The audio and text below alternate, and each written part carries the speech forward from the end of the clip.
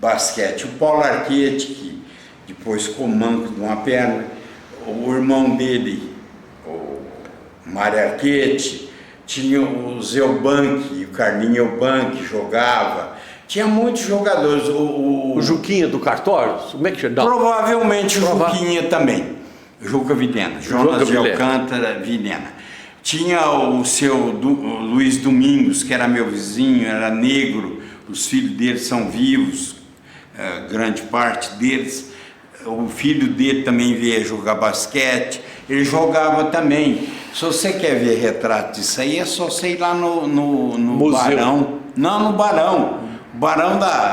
O restaurante Barão é cheio de retratos do basquete dessa época. Depois ele veio para a quadra do IETC, era a quadra descoberta de cimento. Foi ali que ele começou, na época do Valmir, do Rosa Branca.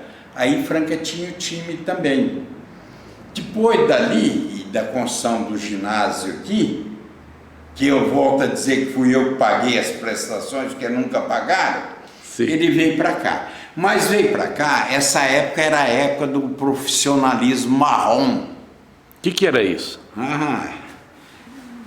É uma coisa que você deveria saber.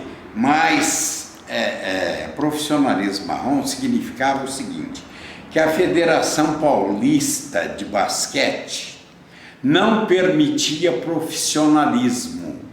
O basquete era amador. Mas era mentira, era uma farsa com um monte de coisas. Eles recebiam sim, todos recebiam. Eles falam que não, que só uma parte recebiam um agrado. Um agrado, vamos dizer assim, mas esse agrado foi crescendo à medida que eles foram se profissionalizando. Aí, era o profissionalismo marrom, porque a federação, eu peguei essa época. E vou dizer uma coisa, de 1953 até 1970, o clube nunca fez balanço. Pegou a época do Juca Videna, não estou dizendo que teve alguma desonestidade, não houve, mas só que eles não tinham como fechar o balanço, as contas não fechavam. Por uma razão muito simples. Quando o basquete veio para cá, eles tiravam uma parte da arrecadação do clube para custear o basquete. Com viagens, com jantares, com uniformes, com um monte de coisa. Inclusive com ajuda de custo para alguns jogadores. E essa ajuda de custo era proibida. Eles não tinham como fechar os bares. Não tinha patrocínio? Não tinha. Eu fui o primeiro no Brasil, 15 anos antes, e foi no meu ano como presidente do clube já em 71, o único título que o basquete tem, que eu fiz uma diretoria separada, mas eu era o presidente do clube, o Clube dos Bagres é conhecido internacionalmente graças ao basquete, eu era o presidente do clube. Em 73 também eu era. Eu fui o primeiro no Brasil, uns 15 anos antes, eu fui o pioneiro no Brasil, o pioneiro a fazer uma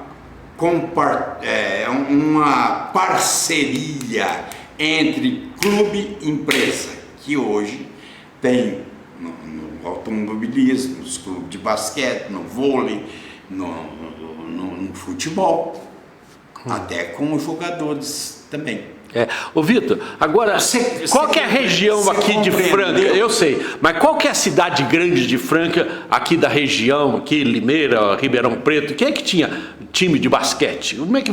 Sorocaba, se não me engano. Sorocaba. Era o Rosa Branca, o Valmir, tinham vários jogadores, inclusive um deles, que foi para a seleção, quando o Hélio Rubens chegou lá, ele pegou a camisa dele, falou, qual que era o número que ele jogava aqui no Clube dos Bagres? Ele falou que era 8, e esse cara, eu acho que é o Rosa Branca, e era campeão já, mas muito mais famoso que o Hélio Rubens na ocasião. Ele pegou e falou, então a minha camisa é sua.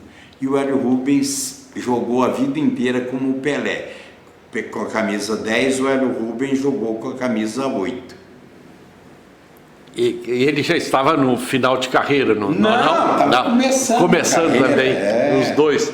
Ô Vitor, que coisa boa. Ele é 2 anos mais velho que eu. Aqui a gente sempre fala do Clube dos Bagres, o grande movimento que tinha. Porque não tinha na região, na cidade não tinha outro espaço físico. Tinha a EC, que era mais importante que o clube. Eu sei, mas tinha o espaço físico italiana, de esporte não. Não. Era só o Clube dos Bagres. Sim. Depois veio o clube de campo. Aqui era clube de elite. Eu vou dizer também o pioneiro, porque até hoje em muitos clubes eles não aceitam. O Botafogo no Rio de Janeiro, para você entrar de sócio, eles davam para a diretoria e para o conselho uma bola branca e uma bola preta. Se aparecesse uma bola preta no meio das brancas, eles não te aceitavam como sócio. Aqui no Clube dos Bagres, não se aceitavam negros como sócios. Não aceitava. A única exceção que fizeram aqui era o Geraldo Negrinho, que era amigo do Samelo, que dava banho, cuidava de um dos filhos do Samelo, eu não sei qual deles, eu acho que é o Orlandinho. O Geraldo Negrinho, olha o racismo, era um negro de alma branca. Era o único que aceitavam aqui, porque inclusive ele era professor de natação aqui no clube. O Clube dos Bagres não aceitava negro como sócio. Quando eu entrei em 1970, uma das primeiras atitudes minha foi democratizar o clube. Falei, aqui no Clube dos Bagres não tem discriminação. Aqui preto, branco, todo mundo pode entrar de sócio se quiser. Foi o primeiro também. O que você tem notícia? Ô Vitor, mas que coisa boa. Não tem notícia não, eu tenho certeza. Certeza, né? Ô Vitor, mas que coisa boa. A Franca tem a sua história, uma tradição muito grande. Eu vou te dar a visita do Dr. Júlio Cardoso. Eu li, ela está aí comigo, ela está aqui comigo, da professora. É interessante. Agora eu queria que você falasse sobre o hino nacional. Da professora Lúcia, que esse comentário. A Lúcia foi uma grande professora. Ela nos ensinou a cantar até um hino português. Quando o Craveiro Lopes veio ao Brasil, em 1957, e foi hospedado lá em Brasília, Brasília não estava terminada, e ele à noite, o general Craveiro Lopes, mas quem mandava era o Salazar, né? Sim. Salazar era o primeiro-ministro, ele era o presidente, mas quem mandava era o Salazar, era o ditador. Mas tinha o presidente, que era o Craveiro Lopes. Ele veio aqui no Brasil e a dona Lúcia nos ensinou, foi a primeira vez que veio fora a família real, se não me engano.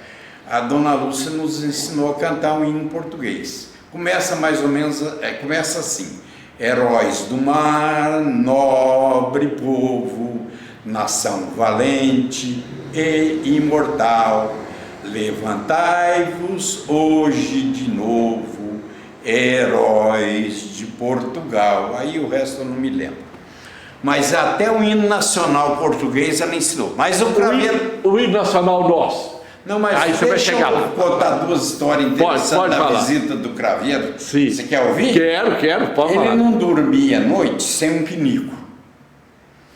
Quando chegou lá para as 10, 11 horas da noite, eu fui dormir lá no palácio, lá em Brasília, onde ele ficou hospedado com a comitiva, deve ser o Alvorada. A mulher dele chegou para algum diplomata e disse que eles tinham que arrumar um pinico para ele, porque ele não dormia sem um pinico. E quem achar pinico em Brasília estava em construção. E saiu esse diplomata, chegou de madrugada, lá pela meia-noite, 1h, ele conseguiu numa cidade satélite comprar um pinico.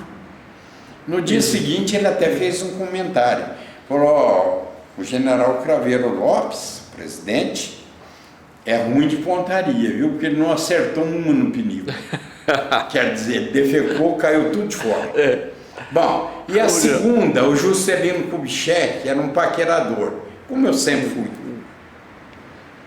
E entre os ministros do Craveiro Lopes, tinha, eu acho que era o ministro das Relações Exteriores. Eu conto essa história também, viu? O Pé de Valsa, que era o apelido do Juscelino Kubitschek, a mulher desse ministro era linda. E numa recepção para o Craveiro Lopes no Rio de Janeiro, num baile, o Juscelino deu de cima dela e foi lá, a retirou para dançar. Aí começou a dançar com ela no salão, rodopiar. E a maior parte, todo mundo apreensivo, assistindo. Alguns dançando, mas a maior parte assistindo. O marido dela se levantou da mesa, foi separando os casais que estavam na frente dele, foi separando todo mundo. Chegou na mulher dele, nos braços do Juscelino, meteu a mão nos braços dela e puxou e falou para o Juscelino: Excelência, as circunstâncias não me permitem agir de outra forma, mas que não se repita, porque não hesitarei em agredi-lo. Tirou do braço do Juscelino. Aí o Negrão de Lima, que era um gozador, que era o ministro das Relações Exteriores do Brasil, disse o seguinte: agora só resta para o Brasil declarar guerra para Portugal, contra Portugal. Agora, o hino nacional, nossa, então, a Lúcia, vamos lá. O hino nacional, a história é bem, todo mundo conhece, mas ele tem 3 partes. Sim. Todo mundo não sabe que essa primeira parte, aquela introdução, ela tem letra e tem música. Eles conhecem a música, começa assim.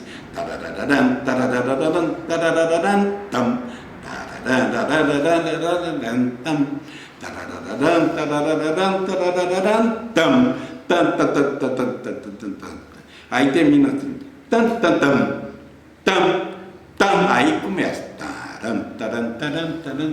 Então essa introdução que ninguém conhece, ela tem letra. Espero, Brasil, que todos cumprais com vosso dever. Ei, avante, brasileiro, sempre avante. Gravai o buril dos passos anais do vosso poder. Ei, avante, brasileiro, sempre avante. Aí tem mais 2 frases que eu não estou me lembrando agora, mas ela termina assim: Ei, a SUS, ó, SUS, tan, tan, tan, tan, tan. SUS significa ânimo, coragem. Aí começa a primeira parte, ouvido, que é ordem indireta, inclusive, né? Que se você colocar na ordem direta, não é essa. Eles começam com o verbo, mas não é errado. E depois, deitado eternamente. Então, na verdade, o hino nacional tem uma introdução em 2 partes. A professora Lúcia... Ela que ensinou isso aí. E isso era cantado... Isso em 57 eu nunca mais esqueci. Vitor, e tinha momento cívico, que era o SPB? Muito! Ela fazia uma hora em comunhão com a pátria. Ela viajou o Brasil inteiro com os alunos, com muitos alunos. Ela era excessivamente patriota. E ela, Gise e Será, são sobrenomes italianos. Ela é descendente italiano. E o marido também. E viviam brigando, ouvi falar. Italiano é normal. Vitor, que coisa boa você contar um pouco dessas histórias e eu registrar com todo esse fervor, esse calor seu. Mas não te contei do cemitério que eles levavam os judeus. Você quer saber por quê? Por quê? Os judeus tinham no cemitério, hoje não tem mais, porque eles roubaram as correntes de bronze que cercavam a área deles. Era aqui no cemitério da Saudade. Sim. Tanto é que a igreja do Rosário era com frente para o cemitério, a antiga, que foi derrubada. Então, o judeu, quando morria, eles vieram para cá em 1880, fugindo dos pogroms, principalmente da Rússia e alguns na Alemanha. Olha lá, outra vez, está tocando lá, Pode vamos ser? ver. Vitor, o cemitério. O cemitério é o seguinte: os judeus eram enterrados, eu me lembro perfeitamente disso. Era no próprio cemitério da Saudade, mas era uma área separada por correntes de bronze. Hoje, se deixar lá, Exópolis também, né?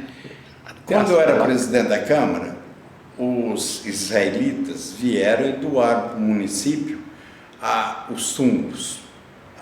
Lá, levaram os ossos embora para São Paulo, para o cemitério israelita. Acontece que em 1900, na época do Goswami, isso aí eu não sei até que ponto é verdadeiro, mas eu tenho quase certeza que morria um indigente e não tinha onde enterrar. Não tinha onde enterrar. O cemitério de Saudade era tudo vendido. Eram covas que pertenciam às famílias. Você entendeu? O que ele fazia? Na calada da noite, mandava enterrar em alguma cova dos judeus. Já não moravam mais em Franca. Já tinha ido todo mundo embora. Só estavam aí os ancestrais deles. Aí que eles levaram para São Paulo. Então, lá no cemitério israelita em São Paulo, está cheio de ossos de indigentes cristãos, enterrados na surdina da noite, em covas dos judeus. Dos judeus. Aqui em Franca, por que tinha... Sabia disso? Não sabia, você está falando, é interessante. Ô Vitor, por que tinha o cemitério dos judeus? Havia separação muito grande? Sim, eles não aceitavam. Ser sepultados juntos? Não, os cristãos não aceitavam os judeus, né? Não. E aqui tinha uma colônia grande judaica. Chegou, não digo que fosse uma colônia enorme, mas deve ter tido várias. O Abraham Brickman, por exemplo, Salomão Kaufman, o Dittman, e muitos outros. O Eubank é inglês, né? Eubank é inglês, né? Ele veio, o pai da suponho, para ajudar a construir a Mogiana. A Mogiana. Essa Mogiana fez uma história bonita na região, porque fez uma diferença muito grande para o crescimento da cidade, né? O movimento... Era tudo feito através da Mogiana. Estrada para Ribeirão Preto. Eu escrevi um monte de coisa sobre a Mogiana. É só você... eu sei, mas eu quero que você fale um pouco da Mogiana. Essa Mogiana ficou... Tem várias histórias da Mogiana. Uma infinidade de histórias da Mogiana. O Dr. Guido me falou que foi o primeiro Papai Noel aqui e ele veio chegando a Mogiana. Que ele fez um barulho aqui na época. Os trolls paravam lá e traziam as pessoas para as pensões aqui no centro. Por que os italianos e outros mais pobres, que começaram a vir mais tarde um pouco, alguns anos, lá para o final de 1800, vieram mais ou menos na época dos judeus, eles ficavam na estação, porque eu suponho que lá os terrenos eram mais baratos. Na coluna central aqui, Franca era a terra das três colinas. A Santa Rita, a central é da estação. Hoje deve ter umas 8. Tem colinas aí para todo lado. Tá certo? Então, no centro moravam os ricos. Lá na Santa Rita, na estação, os mais pobres. Então, um terreno na estação, para uma família de imigrante, era muito mais fácil de comprar. Lá na Cidade Nova, quando começou a avenida lá, Presidente Vargas, o terreno ali era baratinho. Baratinho, tanto é que as casas eram quase todas de taipa. E eram enormes. E virou o que é hoje. Uma cidade imensa. Se eu contar uma história para você não vai acreditar. Eu acho que vale a pena você contar. Fala, né? Tem espaço aqui. Lá no clube de jogo que eu frequento, que eu vou, tem uma funcionária que é faxineira. O apelido dela é Tida. Ela chama Maria Aparecida Carrenho Bernabé. Os dois avós dela chamavam Pedro. Um era Pedro Carrenho, outro era Pedro Bernabé. Eu não sei qual dos dois. Um deles tinha um apelido de Pedro Sopa. Era chegado aos padres. Era um católico fervoroso há uns 90 anos atrás. Ele deu para as freiras uma chácara, tinha 25 alqueires. Ela abrangia para baixo do Caetano Petralha, o bairro São José, o Lanchão, o Fórum, o Habib's, né? E vai subindo ali até lá perto do SESI. 25 alqueires. Cada alqueire dá uns 50 terrenos, você tirando as ruas e áreas institucionais. 25 alqueires dão 1.250 terrenos. Correto? Uhum. Para as freiras construírem um mosteiro, como o Fábio Meirelles fez aqui na fazenda deles, e as carmelitas fizeram um mosteiro. Só tinha uma casa velha lá, que um amigo meu nasceu lá. Só que e foi chamado de Chácara das Freiras. Era uma área imensa. Imensa. 25 alqueires. Tinha campinho de futebol, tinha o Córrego do Cubatão, tudo ali. Correto? Certo. Só que as freiras não fizeram. Em 1960, mais ou menos, elas deram para o Zé Vinícius Seixas Costa, que é meu amigo, tem 80 e tantos anos, até um sujeito muito simpático, um grande corretor, para ele vender. Ele ficou rico, vendendo, ganhando comissão sobre esse terreno da Chácara das Freiras.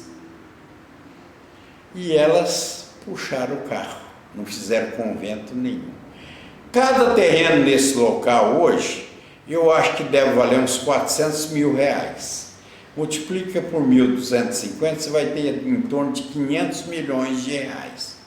E a herdeira deles, a tia dos irmãos dela, a família dela, ela é faxineira.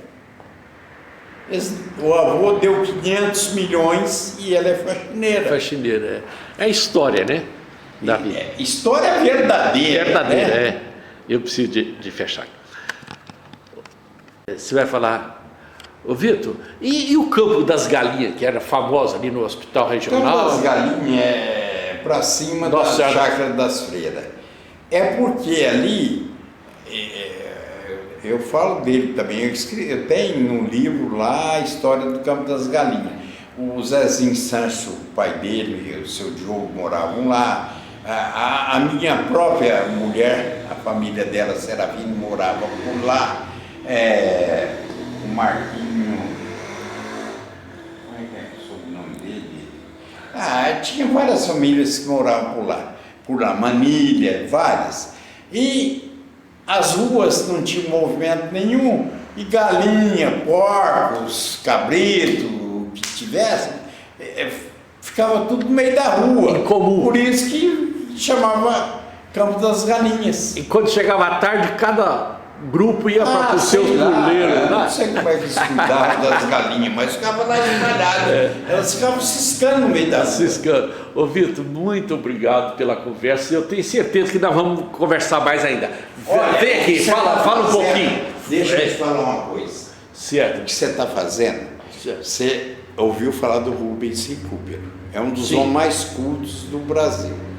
Foi embaixador, foi ministro. Certo. É aquele que falou assim: o que é bom para o país a gente fala, o que é ruim a gente esconde. Só que o microfone estava ligado e saiu no ar. Ele foi obrigado a pedir demissão no mesmo dia. Ele, uma vez na Folha de São Paulo, ele disse o seguinte, que era necessário, que ele é descendente de italiano, que era necessário que alguém escrevesse uma história sobre o bairro do Bexiga, em São Paulo, o bairro dos italianos, Sim. antes que essas memórias se perdessem com a partida dos mais antigos. Que com a morte dos mais antigos, ninguém iria se lembrar disso. Eu acho que aqui em Franca ninguém conhece mais a história da cidade do que eu. O Chachiro não sabia essas coisas. O Chachiro sabia a história oficial.